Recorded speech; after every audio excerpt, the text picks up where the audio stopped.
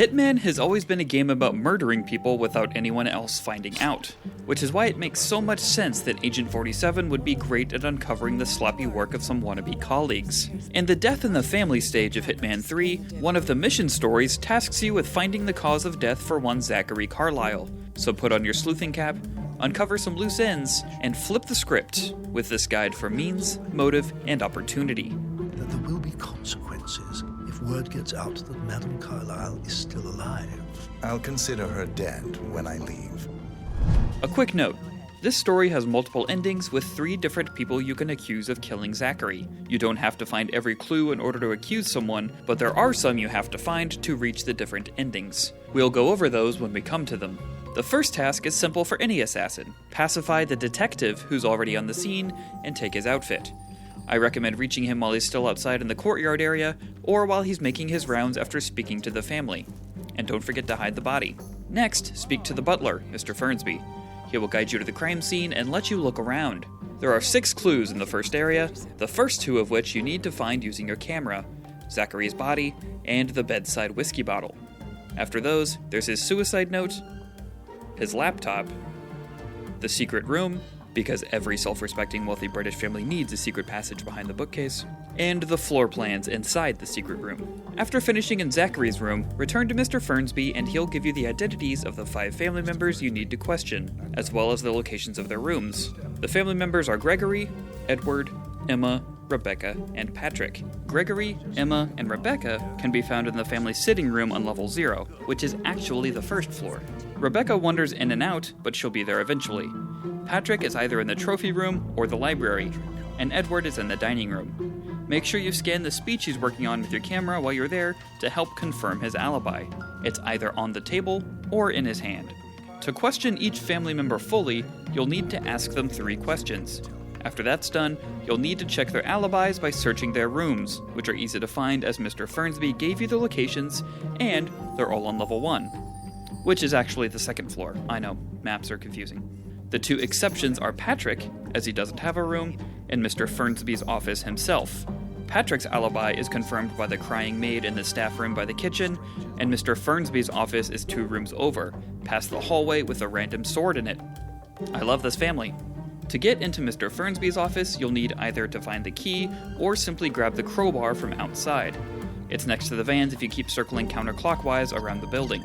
Once you're in, make sure to grab the master key off the shelf in Mr. Fernsby's office, as that will unlock all doors in the building. The 3 clues are in the fireplace, on his desk, and on the windowsill. Using these clues, you can end this storyline now by framing Mr. Fernsby if you so choose. Simply go speak to him, follow him to Alexa's office, and let the rest of the story play out. If you wish to continue, you need to search the rest of the rooms. Now that you have the master key, getting into everyone's rooms should be simple.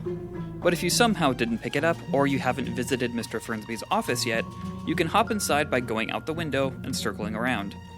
Once in Emma and Gregory's room, there are 4 clues to find: the letter, the cane, the shoes, for which you'll need the camera, and the greenhouse keychain with no key. One note about the cane.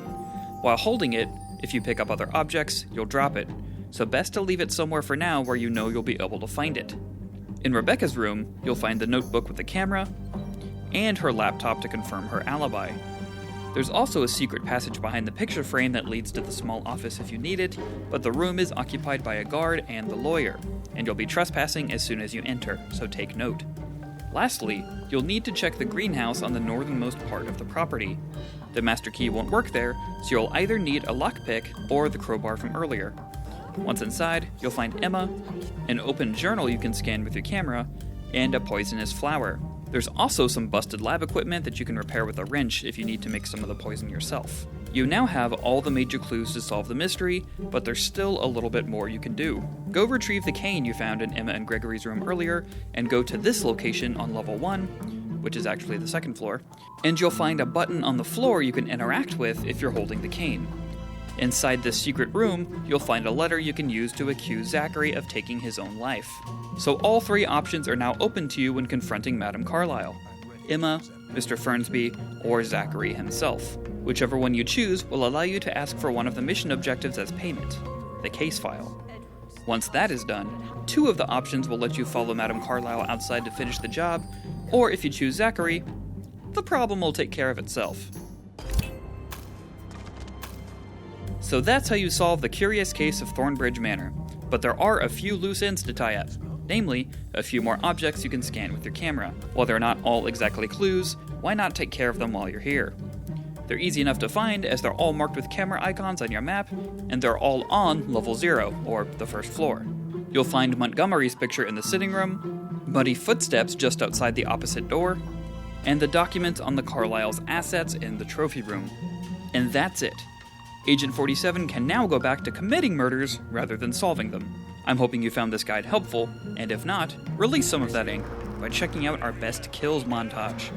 And be sure to stick around for all of our other Hitman 3 coverage. For everything else video games, movies, and murder, keep it locked to IGN.